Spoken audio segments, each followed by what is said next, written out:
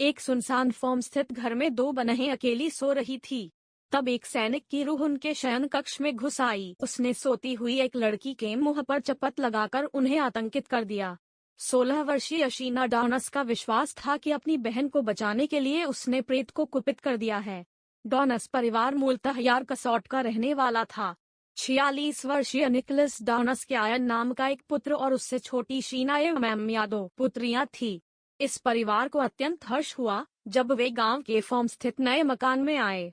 अक्टूबर में शीना को लगा कि घर में स्वजन के अतिरिक्त भी एक प्राणी मौजूद रहता है। शीघ्र ही 10 वर्षीय एम्मा एवं उसकी मम्मी ऐसा ही महसूस किया। एक दिन एक मेहमान ने उनको बताया कि वह एक ऐसे व्यक्ति से यहाँ मिल चुका है जो फौजी वर्दी में था। यही नहीं, डॉनस परिवार का वफादार कुत्ता भी उस कमरे में नहीं जाता था जिसमें यह घटना घटी थी। एक रात 3 बजे शीना गर्म सांसों के स्पर्श से जाग गई। इसके 2 सप्ताह पश्चात उसकी मम्मी को भी कुछ आवाजें सुनकर सदमा सा पहुंचा था।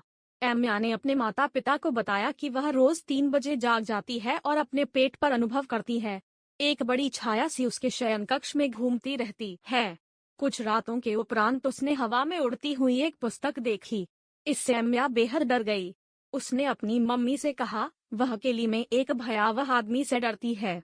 यह गतिविधियां कुछ समय के बाद रुक गई क्योंकि डॉनस परिवार ने उस भूतहे कमरे में जाना छोड़ दिया था।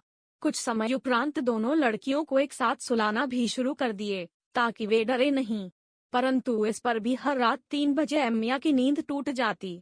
वह अपनी छाती पर वजन अनुभव करती और भयभीत होकर चीख उठती। तब डॉनस परिवार लिबरल कैथोलिक चर्च के पुजारी रेवरेंड जॉन को भूत भगाने के लिए बुलाया। पुजारी ने 2 घंटे के विविध कठिन क्रियाकलापों के बाद बताया कि हूँ ऐसे आदम बड़ी ई की मात्रा की रूह का सामना कर रहे हैं जो लगभग 100 वर्ष पूर्व मरा था। मैं दुसाध्य प्रयासों से इस रूह को बंदी बना रहा हूँ।